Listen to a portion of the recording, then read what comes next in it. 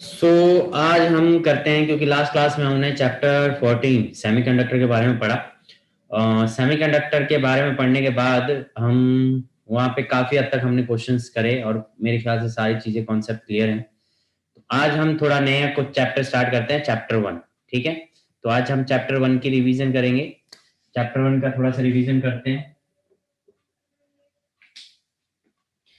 तो चैप्टर 1, अब चैप्टर 1 की अगर हम आज बात करें तो आप लोगों ने पढ़ा चैप्टर 1 के अंदर इलेक्ट्रिक चार्ज एंड फील्ड्स के बारे में पढ़ा। तो थोड़ा सा रिवाइज करते हैं, क्योंकि बहुत पहले पढ़ा था तो चीजें रिवाइड होनी चाहिए। तो चैप्टर 1 की बात करते हैं। अब चैप्टर 1 में आप लोगों ने बेसिक से स्टार्ट किया था कि चार्ज और उससे निकलने वाली जो भी प्रॉपर्टीज हैं, उससे रिलेटेड जितने टर्म्स हैं उन सबको पढ़ा था। तो अब हम उसके बेस पे जो क्वेश्चंस बन सकते हैं, 1 मार्क्स 2 मार्क्स के क्वेश्चंस जो बन सकते हैं, मैंने आपको बोला, बार बार बोल रहा हूँ कि क्वेश्चन जो है वो घुमाने वाले 2 3 एक में ही होंगे। 5 नंबर वाले क्वेश्चन डायरेक्ट क्वेश्चंस होते हैं। तो हमें जो ज्यादा फोकस करना होता है, जो ज्यादा डीपली पढ़ना होता है, वो 1 2 3 के लिए पढ़ना होता है। ठीक है। सर, हाँ जी। एम्पलीफायर क्या होता है? एम्पलीफायर होता है जो वेव के एम्पलीट्यूड को मैग्नीफाई करके आगे आपको आउटपुट देता है। लाइक जैसे कि स्पीकर है, स्पीकर जो होता है कि आपके जो मोबाइल से जो सिग्नल्स निकल रहे हैं या जो सिग्नल है वो कम एम्पलीट्यूड के हैं, बट एम्पलीफायर क्या कर रहा है, उसको हायर एम्पलीट्यूड में आउटपुट दे रहा है जिससे उसकी साउंड इंक्रीज होगी। तो वो है एम्पलीफायर, जो सिलेबस में नहीं है। एम्पलीफायर ट्रांजिस्टर का फंक्शन था, तो आपके सिलेबस से ट्रांजिस्टर हट चुका है, तो इसलिए एम्पलीफायर भी हट चुका है। सर, मैंने एसएल के क्वेश्चंस देखे थे वेरी शॉर्ट, चैप्टर 14 के, उसमें लास्ट के सारे उसी हाँ से रिलेटेड है। हाँ हाँ हाँ, ट्रांजिस्टर देखो, मैं वही कह रहा हूँ, सिलेबस के अकॉर्डिंग पढ़ना है ना। हमने भी क्या करा है कि 1 मार्क्स के जहां तक सिलेबस, जैसे आपका सिलेबस सिर्फ सोलर सेल तक आ रहा है, solar cell special purpose diode तक ही आ रहा है, तो वहां तक के क्वेश्चंस को करो। उसके आगे का कुछ नहीं आ रहा तो उसके आगे के क्वेश्चंस को छोड़ दो। एसएल में क्या है कि वेरी शॉर्ट और शॉर्ट टाइप के जो क्वेश्चन है वो टॉपिक वाइज स्टार्ट हो रखे हैं। तो जहां आपके टॉपिक नहीं आ रहे हैं, उन टॉपिक्स के क्वेश्चंस को छोड़ दो, आप उनको मत पढ़ो। टाइम वेस्ट उस पर ध्यान देने की जरूरत नहीं है। ठीक है। बाकी ओके सर। और ये सर, चीज आपने कहा था आज आप शॉर्ट क्वेश्चन आंसर करवाओगे 14 चैप्टर के ही। 14 के मैंने अभी थोड़ा स्किप किया है, क्योंकि जो चैप्टर जो क्वेश्चन हमने नंबर 1 के किए हैं वो ऑलमोस्ट सिमिलर क्वेश्चन ही है, उसमें कुछ ज्यादा चेंजेस है नहीं। मैंने 1 मार्क्स के क्वेश्चन में काफी अच्छे से आपको हर टॉपिक का जो ओके रिलेटेबल था सर। वो बड़े अच्छे से समझा के एक्सप्लेन करके लिखा हुआ है। तो वही क्वेश्चन रिपीटेड क्वेश्चन थे, मैंने देखे थे, तो काफी हद से ज्यादा मतलब जो क्वेश्चन थे वो रिपीटेड है। बस वही है कि जो चीज हम एक वर्ड्स में आंसर दे रहे थे, अब आपको उसको पूरा एक्सप्लेन करना है 2 मार्क्स के क्वेश्चन में। ठीक है। तो मोस्टली सेम ही क्वेश्चन थे, अलग कुछ नहीं था। अगर आपने देखा होगा वेरी शॉर्ट और शॉर्ट टाइप के आंसर क्वेश्चन में, तो मोस्टली आपको क्वेश्चन वही मिले होंगे जो मैंने लिख करवाए थे। ऐसा हुआ है पायल?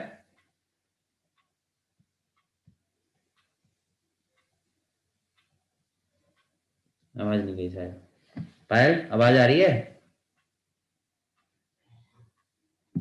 ओके। तो चैप्टर जो 14 के हैं हम मिक्स करते रहेंगे, ऐसा नहीं है, हमें बोर्ड के क्वेश्चन भी करने हैं। तो वन हम चैप्टर 14 पे भी आएंगे, तो थोड़ा ये रहे कि रिवाइज होता रहे आगे पीछे का, तो आप चीजें भूलें ना। ठीक है। तो मिक्स करके भी पढ़ना है, क्योंकि आपका बोर्ड का एग्जाम मिक्स होके आएगा। तो चीजों को आप मिक्स करके याद रखते हैं कि नहीं रखते हैं, उस चीज का भी ध्यान रखना है आप लोगों को। तो चैप्टर 1 के 1 मार्क्स क्वेश्चन हम देखते हैं आज। तो what is the electric charge? Electric charge is something possessed by material object that makes it possible for them to exert electrical force and to respond to electrical force। ठीक है, यानी electric charge एक तरीके का कोई material है जो कि ये पॉसिबल करता है कि वो किसी और पे इलेक्ट्रिक फोर्स लगा सके या किसी और बॉडी के इलेक्ट्रिक इफेक्ट के रिस्पॉन्स में कुछ इफेक्ट शो कर सके। तो ऐसे कोई भी मटेरियल को हम क्या बोल देंगे? Electric charge. ठीक है। ऐसा कोई भी मटेरियल जो किसी दूसरी बॉडी के ऊपर इलेक्ट्रिक फोर्स अप्लाई कर सके और किसी इलेक्ट्रिक फोर्स के रिस्पॉन्स दे सके, that material is known as electric charge.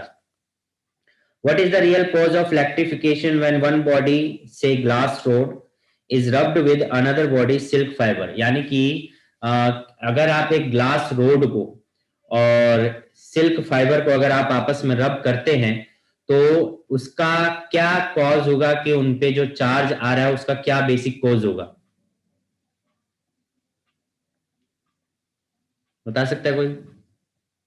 Cause नहीं, ट्रांसफर ऑफ इलेक्ट्रॉन। जब आप ग्लास रॉड और सिल्क के कॉटन को अगर आप रब कर रहे हैं तो वो आपस में क्या है कि इलेक्ट्रॉन का ट्रांसफर कर रहे हैं, जिससे ट्रांसफर हो रहे हैं, यानी जो लूज कर रहा है वो पॉजिटिव चार्ज गेन कर लेगा और जिस पे जा रहे हैं जो गेन कर रहा है वो नेगेटिव चार्ज कर लेगा। तो ट्रांसफर ऑफ इलेक्ट्रॉन की वजह से किसी मटेरियल के ऊपर जो होता है इलेक्ट्रिफिकेशन होता है। Name any two basic properties of electric charge. Electric charge की कोई भी दो बेसिक प्रॉपर्टीज बतानी है। तो पहले तो चीज है क्वांटाइज होता है। क्वांटाइज का मतलब क्या था आपको याद हो अगर? क्वांटाइज का मतलब होता था कि किसी भी बॉडी के ऊपर अगर टोटल चार्ज होगा तो वो होल नंबर में होगा, यानी मल्टीपल इंटीग्रल के फॉर्म में होगा एन ई के, ठीक है, एन ई के प्लस माइनस। तो ये टोटल चार्ज इस फॉर्म में आप निकालोगे, that is charge is quantize, ठीक है। दूसरा क्या था? Additive in nature. आप सिंपली इसको क्या कर सकते हो, ऐड कर सकते हो। What does Q1 plus Q2 is equal to 0 signify in the electrostatic? ठीक है, कह रहा है कि जो Q1 है प्लस Q2 है ये 0 है, ये क्या सिग्निफाई कर रहा है? ये सिग्निफाई कर रहा है, अगर आप देखोगे तो Q1 is equal to minus Q1। इसका मतलब क्या है कि Q1 का मैग्नीट्यूड और Q2 का मैग्नीट्यूड इक्वल है, यानी दोनों का मैग्नीट्यूड क्या है, इक्वल है, बट दोनों का जो साइन है वो साइन क्या है, अलग है, यानी कि अपोजिट है, ठीक है। तो इसका मतलब ये हुआ। An ebonite rod is rubbed with for wool. What type of charge do they acquire? ठीक है, तो एक एबोनाइट रोड होती है मटेरियल की और उसको हमने वूल के साथ रब किया है। किसके साथ रब किया है? वूल, ऊन जो होता है, ठीक है। तो आपसे पूछ रहा है कि उन दोनों पे कैसा चार्ज आएगा। तो एबोनाइट राइट जो है वो नेगेटिव चार्ज गेन कर लेगा और वूल जो है वो पॉजिटिव चार्ज गेन कर लेगा। वूल के ऊपर वूल इलेक्ट्रॉन लूज करेगा और एबोनाइट रोड जो है वो गेन करेगा। तो दोनों के ऊपर इक्वल चार्ज आएगा, पर वूल के ऊपर पॉजिटिव और इसके ऊपर नेगेटिव, ठीक है, एबोनाइट रोड के ऊपर negative. A glass rod rubbed with a silk acquires a charge, यानी कि एक सिल्क है जिसके ऊपर चार्ज दे रखा है कितना, प्लस 1.6 इंटू 10⁻⁻12 कूलम, ठीक है। 1.6 इंटू 10⁻⁻12 कूलम दे रखा है। What is the charge on the silk? Okay okay okay, कह रहा है कि glass rod rubbed with silk acquires a charge this. तो क्या है, सिल्क नहीं है, कह रहा है कि जो रोड है, ग्लास रोड है, उसको सिल्क के साथ रब किया गया। तो रब करने पे ये देखा गया कि जो ग्लास रोड है वो रोड के ऊपर ये चार्ज आ गया, ये वाला। तो बताइए कि सिल्क के ऊपर क्या चार्ज आएगा? सिल्क के ऊपर क्या चार्ज आएगा दिव्यांशु? -1.6 into 10⁻⁻−8 सेम आएगा, सेम चार्ज आएगा, बट अपोजिट आ जाएगा, -1.6 इंटू -12 कूलम चार्ज, ठीक है। सेम चार्ज आएगा बट अपोजिट आ जाएगा। Next, in a medium the force of attraction between 2 point electric charges distance d apart is f, यानी कि एक मीडियम है, उस मीडियम के अंदर दो चार्ज के बीच में डिस्टेंस d है और उनके बीच का जो फोर्स ऑफ अट्रैक्शन लग रहा है वो f है। What distance apart should these be kept in the same medium so that the force between them becomes? अब ये कह रहा है कि अगर सेम मीडियम में है, मीडियम में कोई चेंज नहीं किया है, बट उनके बीच का जो डिस्टेंस है उसको चेंज किया है, तो उसके बीच के डिस्टेंस को क्या रखा जाए कि उसका जो फोर्स है वो 3f बन जाए और f/3 बन जाए। इस केस में d की वैल्यू क्या हो जानी चाहिए और इस केस में d की वैल्यू क्या हो जानी चाहिए, आप बता सकता है कोई?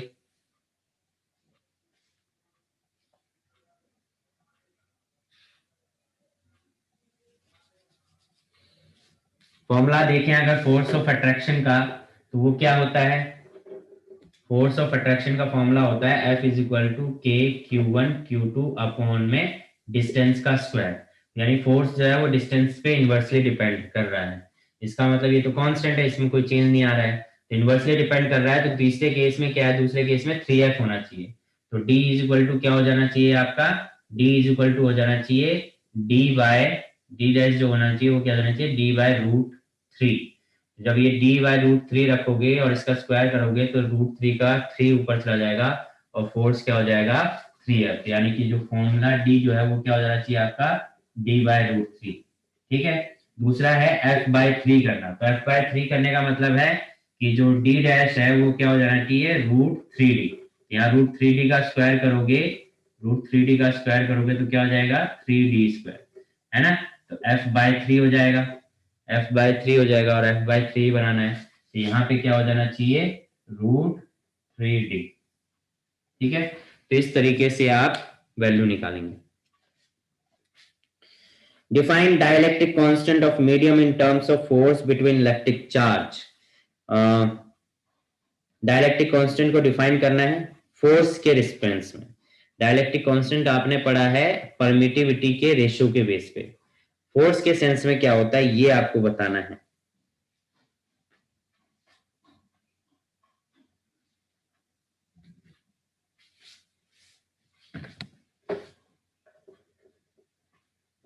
फोर्स के सेंस में याद रखो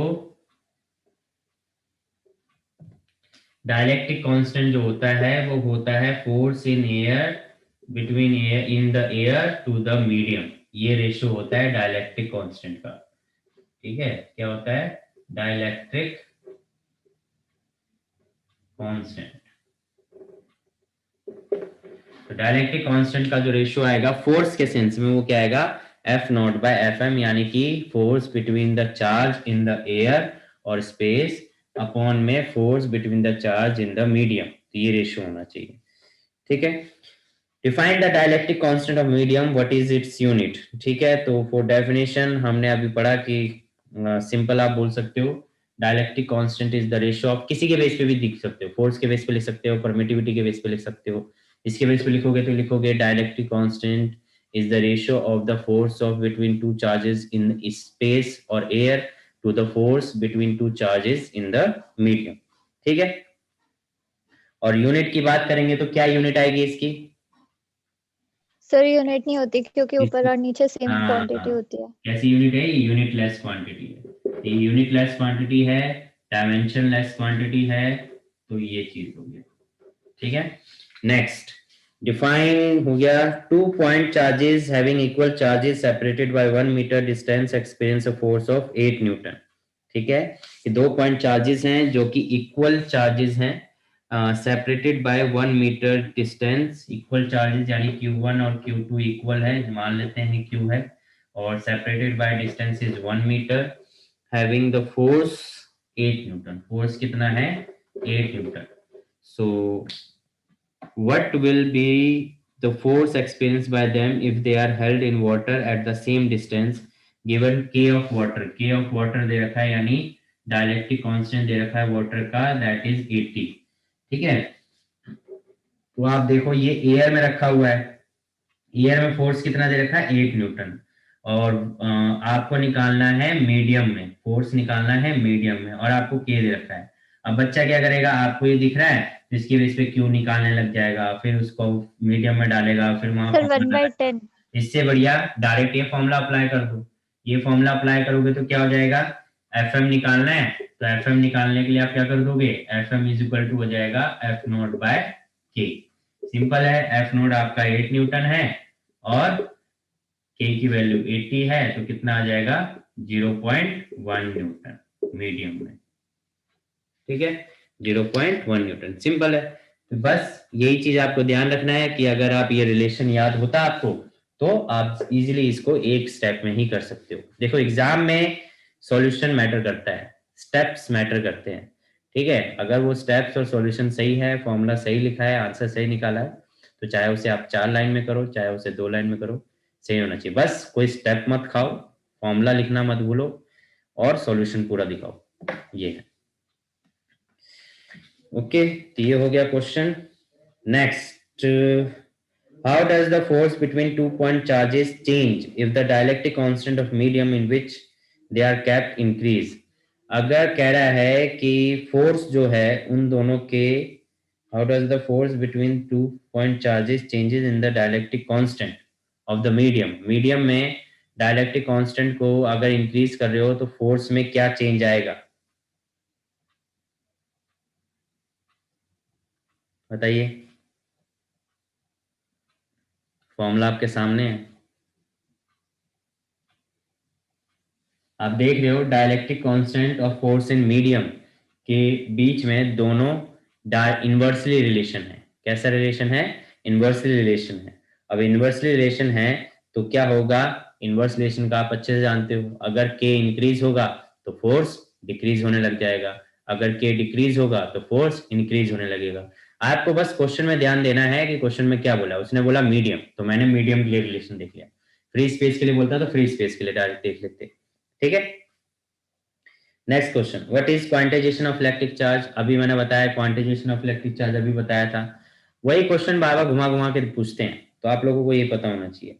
अच्छा, इस चैप्टर में मेरे को पता नहीं है कि कौन सा टॉपिक कैंसिल हो रखा है, देख लूं मैं एक बार। ओके, तो कंटिन्यू करते हैं। नेक्स्ट, क्वांटाइजेशन ऑफ चार्ज आपने पढ़ लिया है, Q is equal two plus minus any total charge जो होता है वो मल्टीपल इंटीग्रल के फॉर्म में होगा, unit of charge. Charge on any body is an integral multiple of charge of an electron or proton. It means Q is equal to plus minus NP. ठीक है, the dielectric constant of media is unity. What is its permittivity? तो कह रहा है कि dielectric of constant जो है medium की, वो क्या है? यूनिटी। तो मीडियम की यूनिटी होने का मतलब क्या है? K इज इक्वल टू हो गया 1। ठीक है, K इज इक्वल टू 1 हो गया। सो आपसे पूछ रहा है कि व्हाट इज इट्स परमिटिविटी, यानी कि मीडिया का फिर परमिटिविटी क्या होगा। तो अगर डायलेक्ट्रिक कांस्टेंट का परमिटिविटी के बेस पे अगर रेशियो देखोगे तो वो होता था absolute permittivity, electrical permittivity in medium to the absolute electrical permittivity to in free space. ठीक है, तो आपसे पूछ रहा है कि इसकी क्या वैल्यू होगी मीडियम की। तो आप देखो, अगर ये 1 है तो इसका मतलब क्या हो गया कि E epsilon is equal to epsilon naught, और एप्सिलॉन नॉट की वैल्यू आपको पता है क्या होती है? 8.85 into 10 raise to power minus 12। तो आंसर आ गया ये।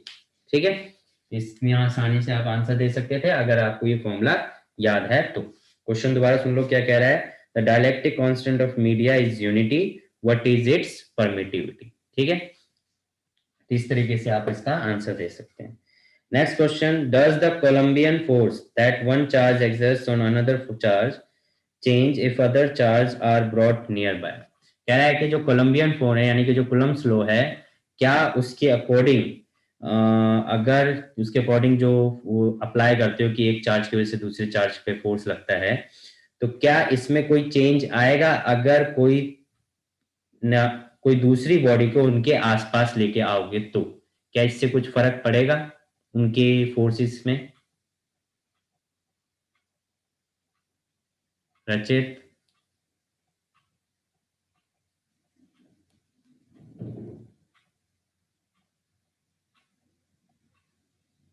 दिव्यांशु, पढ़ना चाहिए नहीं पढ़ना चाहिए? सर क्वेश्चन क्या था? क्वेश्चन कह रहा हूं कि अगर कूलम्ब फोर्स के अकॉर्डिंग एक चार्ज की वजह से दूसरे चार्ज पे फोर्स लगता है, तो अगर दो चार्ज के बीच में फोर्स लग रहा है, तो क्या अगर हम किसी तीसरी बॉडी को लेके आ जाए उनके आसपास, तो क्या उनके बीच के फोर्स पे कोई इफेक्ट पड़ेगा? रचित कह रहा है सर पड़ेगा। ओके, आप बताओ दिव्यांशु, पायल आप भी बता दो क्या होना चाहिए। सर क्वेश्चन रिपीट कर दो। Does the Colombian force that one charge exerts on another charge change if other charges are brought nearby? यानी कि अगर दो चार्ज के बीच में फोर्स लग रहा है और अगर हम कोई तीसरे चार्ज को पास में ले आए, जैसे कि ये दो चार्ज हैं, इनके बीच में फोर्स लग रहा है, मैं तीसरे चार्ज को यहाँ ले आया, तो क्या इनके बीच में जो फोर्स लग रहा है उस पर कुछ इफेक्ट पड़ेगा? Yes sir. No sir. No. Coulomb's force के अकॉर्डिंग सिर्फ दो चार्ज के बीच में, यानी कि पेयर ऑफ चार्ज इफेक्ट करता है, तीसरी बॉडी का फॉर्मूले में कोई भी रोल नहीं है। फॉर्मूला अगर देखोगे तो फॉर्मूला क्या कहता है? K Q1 Q2 अपॉन में R स्क्वायर। इसका मतलब अगर दो चार्ज हैं तो उनके बीच में जो फोर्स है, और अगर तीसरी बॉडी को यहाँ यहाँ कहीं भी ले आओगे तो उससे उसके बीच में जो फोर्स है उस पर कोई भी इफेक्ट नहीं पड़ेगा। ये ध्यान रखना, क्योंकि लाइन जॉइनिंग वाला फोर्स है, ये सेंट्रल लाइन फोर्स है, ठीक है। तो no it does sir not. Number of electrons तो आसपास बढ़ेंगे ना, तो चेंज तो होना चाहिए। कैसे चेंज होना चाहिए? अगर मान लो कि ये दो चार्ज हैं, ठीक है, Q1 एंड Q2, इस अब इसकी वजह से Q2 पे फोर्स लग रहा है, Q1 की वजह से 2 पे क्या लग रहा है, Q1 की वजह से फोर्स लग रहा है, ठीक है। ये क्या हो गया, F21, तो फोर्स लग रहा है सेकंड पे ड्यू टू 1। अब आप एक कोई और चार्ज लेके आ गए यहाँ पे, तीसरी बॉडी ले आए, तो क्या ये F21 चेंज हो जाएगा? F21 किसको शो कर रहा है? F21 शो कर रहा है कि जो इसकी वजह से इस पे चार्ज लग रहा है। हाँ, मैं ये कहूंगा कि ये जो थर्ड बॉडी आई है ये भी इसके ऊपर फोर्स लगाएगी, बट अगर मैं इस बुक की वजह से जो बात करूंगा वो तो फोर्स सेम रहेगा ना, यानी कि इसके ऊपर नेट फोर्स जो होगा वो यस तो सर। वो बढ़ जाएगा। बट अगर मैं इंडिविजुअली एक पेयर ऑफ चार्जेस की बात करूं तो उस पर तो कोई इफेक्ट नहीं पड़ेगा, चाहे मैं बीच में ले आऊं इनके तब भी कोई फर्क नहीं पड़ेगा, ठीक है। सर यस मेरा सर। सही था ना आंसर? हाँ जी बिल्कुल सही था दिव्यांशु, तुक्के में लग गया आपका आंसर। सर पता था। चलो अच्छी बात है, पता तो।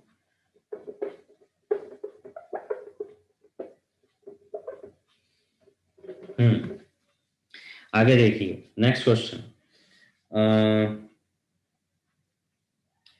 In an electric field an electron is kept freely, एक इलेक्ट्रिक फील्ड में इलेक्ट्रॉन को फ्रीली छोड़ रखा है, ठीक है। तो if the electron is replaced by proton, मतलब एक इलेक्ट्रिक फील्ड में इलेक्ट्रॉन को रखा हुआ था, अभी उस इलेक्ट्रॉन की जगह प्रोटॉन को रख देंगे, what will be the relationship between the forces experienced bye them. तो दोनों की वजह से फोर्स का क्या रिलेशन आएगा ये पूछ रहा है। यानी पहले आपने इलेक्ट्रॉन को रखा इलेक्ट्रिक फील्ड में, फिर उसको हटा के फिर आपने प्रोटॉन को रखा, तो पूछ रहा है कि दोनों ने जो फोर्स एक्सपीरियंस किया उनके बीच में क्या रिलेशन आएगा।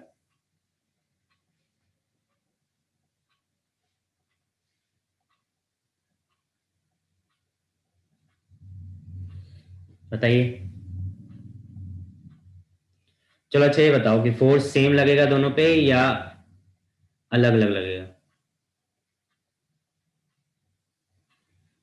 ये तो बता सकते हो।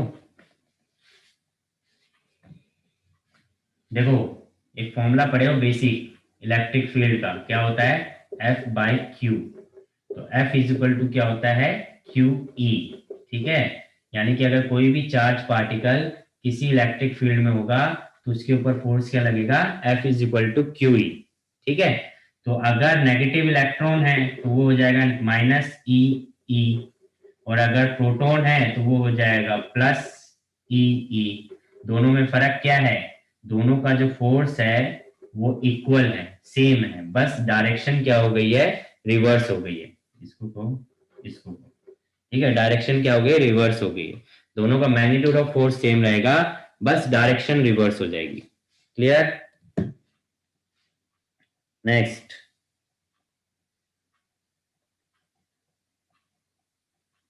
Give the SI unit of electric field. SI unit of electric field निकाले, तो एसआई यूनिट इलेक्ट्रिक फील्ड का फॉर्मूला क्या होता है, फोर्स अपॉन में चार्ज। तो फोर्स हो गया न्यूटन, चार्ज का हो गया कूलम, तो चार्ज पर कूलम, ये हो गया एसआई यूनिट, ठीक है। कैसी क्वांटिटी है, वेक्टर या स्केलर क्वांटिटी? अच्छा चलो ये तो बताओ कम से कम, स्केलर है या वेक्टर है?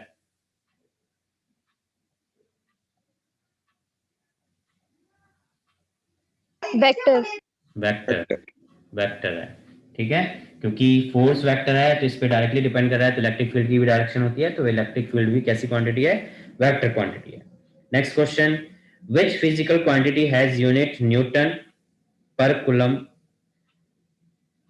Is it a vector or scalar quantity? तो सेम क्वेश्चन थोड़ा घुमा के पूछ लिया है, कह रहा है कि which physical quantity has unit newton per coulomb. तो न्यूटन पर कूलम तो किसकी होती है, इलेक्ट्रिक फील्ड की होती है, और पूछ रहा है कि it is a vector or scalar quantity, vector quantity. Next question, define the term electric dipole moment, is it a scalar और वेक्टर क्वांटिटी? तो पूछ रहा है इलेक्ट्रिक डाइपोल मोमेंट को आपको एक्सप्लेन करना है, तो ये डाइपोल मोमेंट का डायरेक्ट डेफिनेशन आ गया है ना, it is a system of charge, system of two charges equal and opposite lie apart a small distance, ठीक है। तो जिसके बेस पे आप डायपोल मूवमेंट को अगर बोलोगे तो it is the product of either charge and small distance between them. ठीक है, तो उन दोनों के बीच का डायपोल मूवमेंट का फॉर्मूला हो गया, प्रोडक्ट हो गया q इंटू में 2a। ठीक है, कैसी क्वांटिटी है, स्केलर या वेक्टर क्वांटिटी है, ये भी बताना है। बताइए, स्केलर है कि वेक्टर क्वांटिटी है?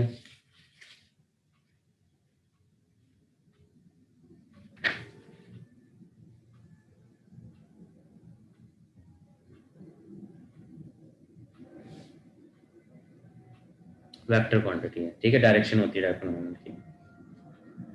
Okay, next, two charges, one plus 5 microcoulomb and another minus 5 microcoulomb are placed 1 millimeter apart. Calculate the dipole moment। ठीक है, तो डायपोल मोमेंट कैलकुलेट करना है, इजी है।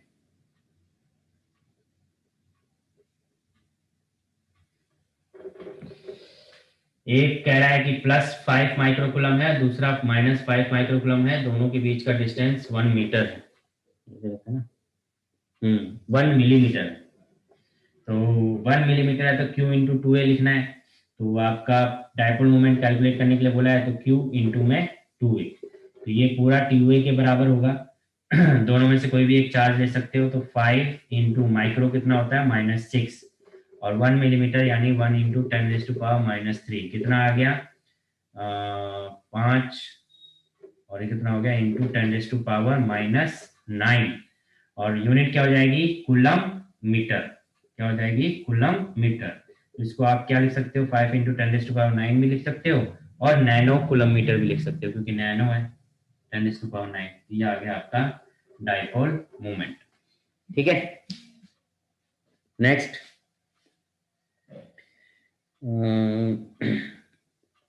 2 point charges plus 3 microcoulomb each are 100 centimeter apart। ठीक है, +3 microcoulomb है और दोनों के बीच में 100 सेंटीमीटर अपार्ट है। At what point on the line joining the charge will the net electric field be 0। ठीक है, तो कौन से पॉइंट पे इलेक्ट्रिक फील्ड 0 होगी ये निकालना है।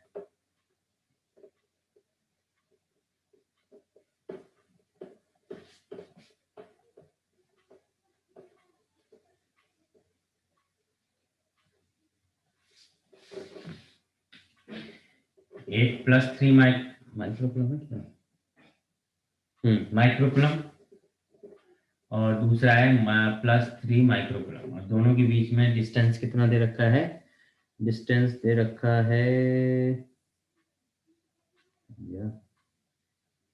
100 centimetre.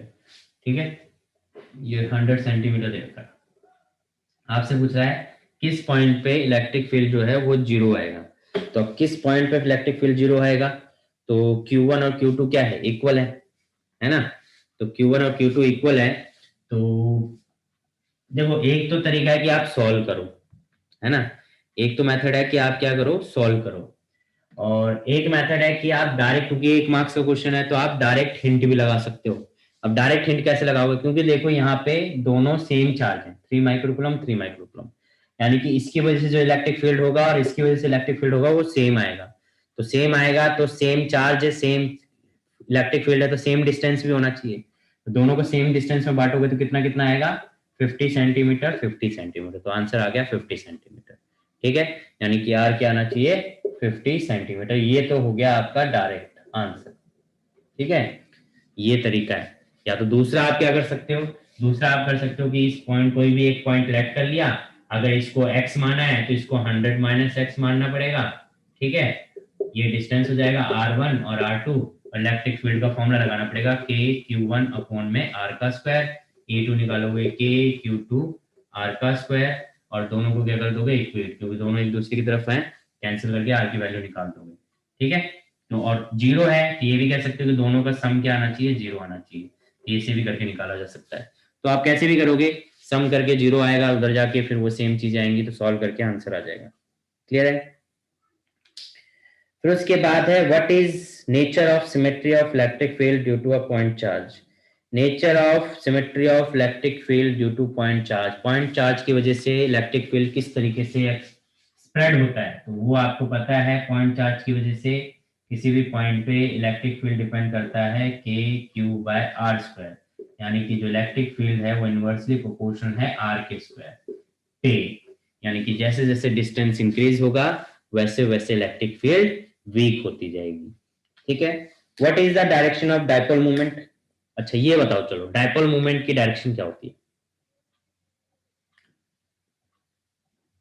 Negative to positive. Negative to positive, ध्यान रखना इलेक्ट्रिक फील्ड के अपोजिट होता है, electric field positive to negative होता है और dipole movement negative to positive होता है। ये नेगेटिव पॉजिटिव किधर होता है? डायपोल के अंदर, ये ध्यान रखना। अगर ये नेगेटिव चार्ज है पॉजिटिव चार्ज है तो नेगेटिव से पॉजिटिव की तरफ डायपोल मूवमेंट की डायरेक्शन होगी। ठीक है, ये ध्यान रखना।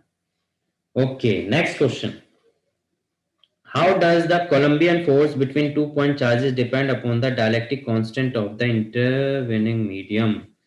ये पूछ रहा है कि आपसे कि किसी भी कोलंबियन फोर्स जो है वो किसी मीडियम के डायलेक्ट्रिक कांस्टेंट पे कैसे डिपेंड करता है?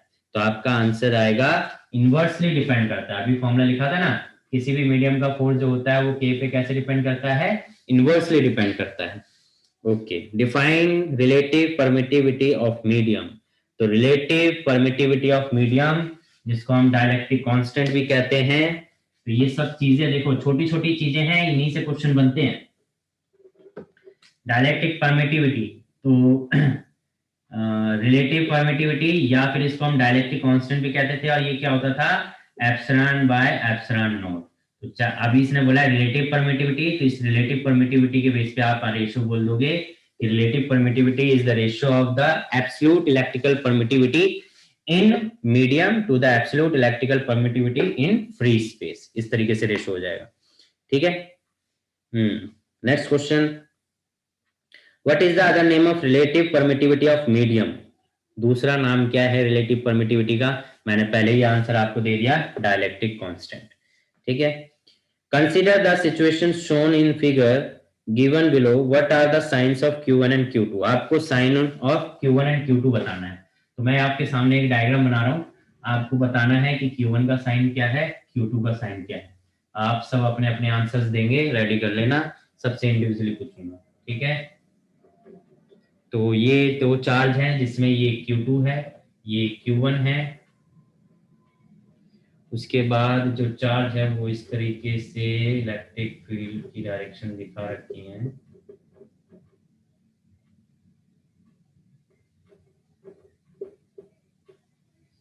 तो बताइए Q1 क्या है और Q2 क्या है? कौन बताएगा पहले? अच्छा, इसमें रेज हैंड करने का भी ऑप्शन आता है ना जूम पे। हाँ, कौन बताएगा पहले?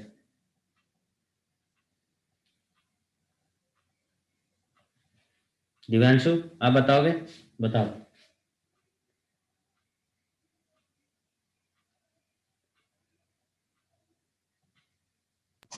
सर क्वेश्चन क्या है मतलब? चार्ज बताने हैं आपको। Q1, यहाँ पे Q1 रखा है, यहाँ पे Q2 रखा है और ये डायग्राम दे रखा है। तो आपको बताना है कि Q1 और Q2 में किसका साइन क्या है, कौन पॉजिटिव है कौन नेगेटिव है।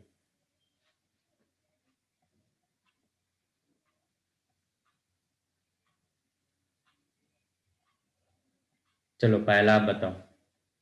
सर Q2 इसमें होगा, ये पॉजिटिव होगा शायद, और Q2 1 होगा नेगेटिव।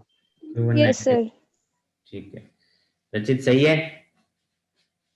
Yes sir same. हाँ, तो Q1 आपका क्या हो गया? नेगेटिव, और Q2 क्या हो गया? पॉजिटिव, क्योंकि पॉजिटिव से इलेक्ट्रिक फील्ड निकलती है और नेगेटिव में जाती हैं, इसलिए Q2 और Q1 इस तरीके से हो गया।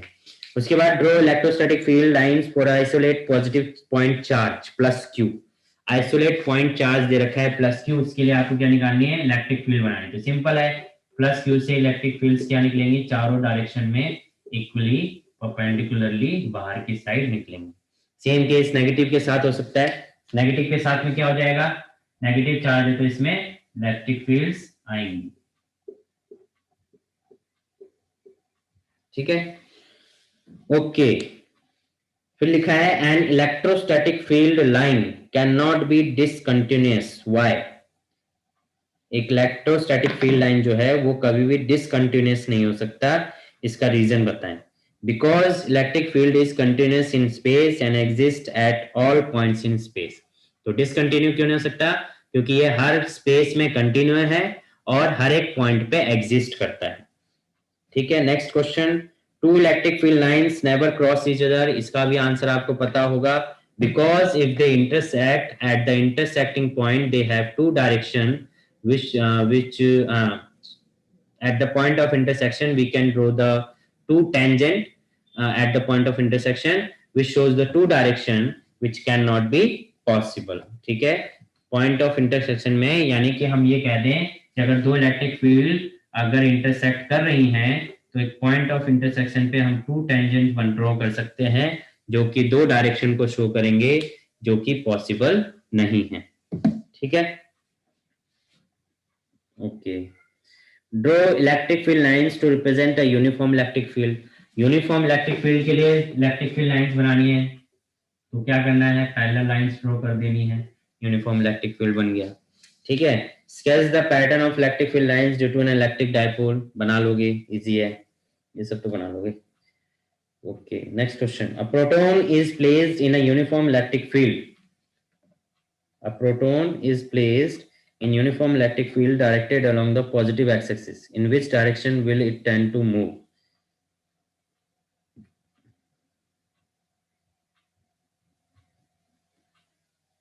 बताइए। A proton is placed in uniform electric field directed along the positive x-axis, in which direction will it tend to move? कह रहा है कि एक positive sir away. Away electric field के अवे जाएगा। ओके, रचित कह रहा है कि अगर एक प्रोटॉन को हम यूनिफॉर्म इलेक्ट्रिक फील्ड, मान लो ये यूनिफॉर्म इलेक्ट्रिक फील्ड है और इसमें हमने छोड़ दिया और जो क्या कहते हैं जो चार्ज है, प्रोटॉन है, वो पॉजिटिव एक्स एक्सिस की तरफ जा रहा है, तो बताइए कि इस वो इलेक्ट्रिक फील्ड में किस डायरेक्शन में जा रहा है? सर अलोंग एक्स एक्सिस वाली डायरेक्शन में। वो तो बता ही रहा है, पर इलेक्ट्रिक फील्ड की डायरेक्शन क्या होगी? Proton positive to negative. Proton जो है वो इलेक्ट्रिक फील्ड की डायरेक्शन में जा रहा है या उसकी अपोजिट डायरेक्शन में जा रहा है? उसी की डायरेक्शन में। सर उसी की डायरेक्शन में जा रहा है। हाँ, क्लास डिसकंटिन्यू होने वाली है, रिकनेक्ट कर लो।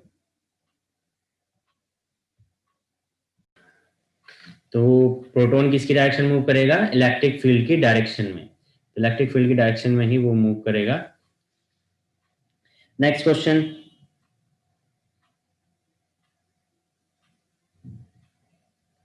How does electric field strength changes with distance r from a short dipole? How does electric field strength changes with distance r from a short dipole? यानी शॉर्ट डाइपोल की वजह से अगर electric field है तो वो किस तरीके से वेरी करता है, ये बताना है। तो देखो, डाइपोल होता है तो फाइनल कंडीशन डाल के अगर शॉर्ट डाइपोल है तो उसके बीच के डिस्टेंस को आप नेग्लेक्ट कर सकते हो, तो उस केस में चाहे इक्वेटोरियल हो चाहे एक्सियल हो, उस केस में इलेक्ट्रिक फील्ड इनवर्सली प्रोपोर्शनल होता है आर के क्यूब पे। ठीक है, डाइपोल की वजह से। ठीक है, तो वो इस तरीके से वेरी करता है। Which orientation of an electric dipole in a uniform electric field corresponds to stable equilibrium? यानी कि क्या ओरिएंटेशन इलेक्ट्रिक डाइपोल की यूनिफॉर्म इलेक्ट्रिक फील्ड में स्टेबल इक्विलिब्रियम शो करती है? तो कौन सी ओरिएंटेशन शो करती है? 0 degree, 90 degree, 180 degree?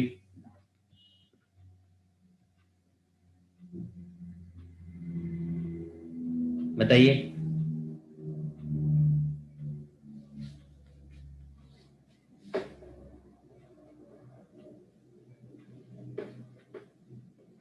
Zero degree. 0 degree. Electric dipole जो होता है वो 0 डिग्री अगर होगा तो ही स्टेबल इक्विलिब्रियम, यानी इलेक्ट्रिक डाइपोल इस तरीके से होना चाहिए, प्लस नेगेटिव, क्योंकि डाइपोल मोमेंट की डायरेक्शन नेगेटिव टू पॉजिटिव होती है और इलेक्ट्रिक फील्ड की डायरेक्शन भी यही है, तो दोनों पैरेलल हो गए, डाइपोल मूवमेंट और इलेक्ट्रिक फील्ड दोनों पैरेलल हो गए, तो इसीलिए एंगल भी क्या आ गया? 0। तो 0 केस किसके लिए हो गया? स्टेबल इक्विलिब्रियम के लिए। ठीक है, अनस्टेबल इक्विलिब्रियम किस में होता है? कौन से केस, कौन सा ओरिएंटेशन होता है? 180। 180 डिग्री। ठीक है, बढ़िया, okay. Four charges of same magnitude and same sign are placed at the corners of square of each side 0.1 meter. What is the electric field at the center of square? एक square है, उस square के चारों corner पे same charge के equal charge रखे हुए हैं, डिस्टेंस मान लो 1 1 दे रखा है, तो बताओ कि सेंटर पे क्या अमाउंट ऑफ फोर्स लगेगा?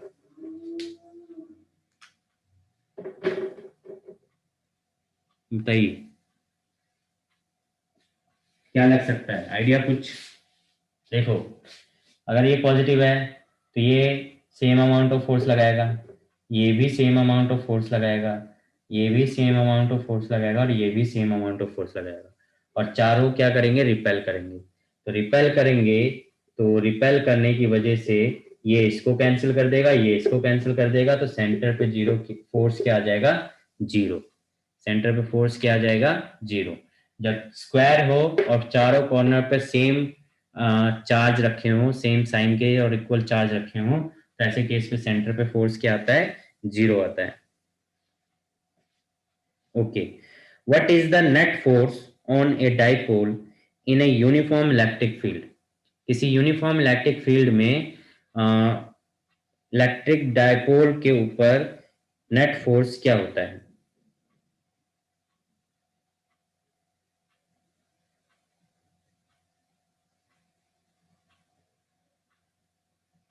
बताइए, किसी यूनिफॉर्म इलेक्ट्रिक फील्ड में अगर डाइपोल को रखोगे तो उसके ऊपर नेट फोर्स क्या लगेगा? जीरो लगेगा। ठीक है, नेट फोर्स क्या लगेगा? जीरो लगेगा।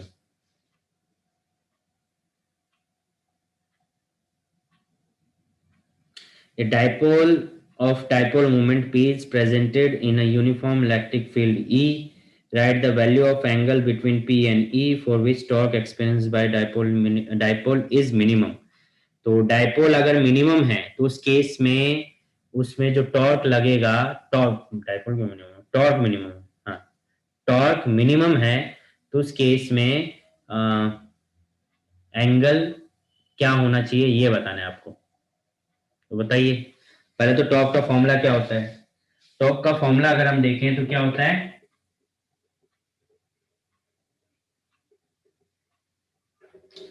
टॉर्क का फॉर्मूला होता है tau is equal to P cross E, और क्रॉस हटाओगे तो क्या लग जाएगा? PE sine theta. और टॉर्क मिनिमम करना है, तो मिनिमम करने का मतलब क्या है कि टाउ होना चाहिए जीरो। ये जीरो कब आएगा? जब साइन जीरो होगा, यानी कि थीटा क्या होना चाहिए? 0 डिग्री। 0 डिग्री पे क्या आएगा? टॉर्क मिनिमम आएगा। ठीक है, 0 डिग्री पे टॉर्क क्या आएगा? मिनिमम आएगा। Okay, at what point is the field due to an electric dipole parallel to the line joining of the charges?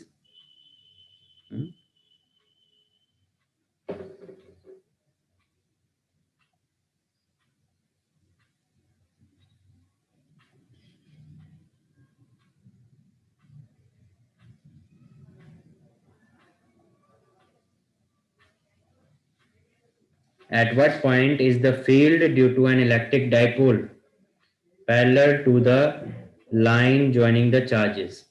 तो किसी भी पॉइंट पे होगा वो एक्सियल लाइन पे, क्योंकि आप देखोगे तो चाहे वो एक्सियल हो, जैसे ये डाइपोल है, ये डाइपोल हो गया, तो डाइपोल के किस पॉइंट पे होगा? तो डाइपोल के एक्सिस पे आप चले जाओ तो इलेक्ट्रिक फील्ड इधर आती है, ठीक है, और इक्वेटोरियल पे चले जाओ तब भी इधर आती है। तो इस केस में क्या होता है कि हमेशा एक्सियल के पॉइंट पे ही होती है, यानी एक्सियल के पैरेलल किसी भी पॉइंट पे चले जाओ।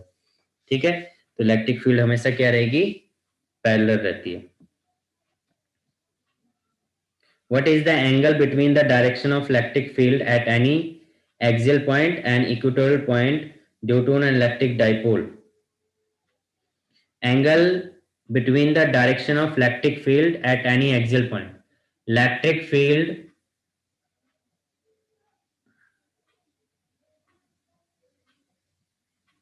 इलेक्ट्रिक डाइपोल और इलेक्ट्रिक फील्ड के बीच में एंगल क्या होगा जब उसकी वजह से जो इलेक्ट्रिक फील्ड निकालोगे एक्सियल पॉइंट पे और इक्वेटोरियल पॉइंट पे, तो वो हमेशा 180 डिग्री आएगा। डाइपोल मूवमेंट और उसके अपोजिट डायरेक्शन में आता है, तो हमेशा क्या आएगा? 180 डिग्री आएगा। ठीक है, 180 डिग्री कैसे? जैसे मान लो कि ये नेगेटिव चार्ज है, पॉजिटिव चार्ज है, तो और आपने यहाँ इलेक्ट्रिक फील्ड निकाला तो इसकी डायरेक्शन ये आएगी। तो आप देखो डायपोल मोमेंट की डायरेक्शन ये है, इलेक्ट्रिक फील्ड की डायरेक्शन ये है, कितना एंगल आ गया 180।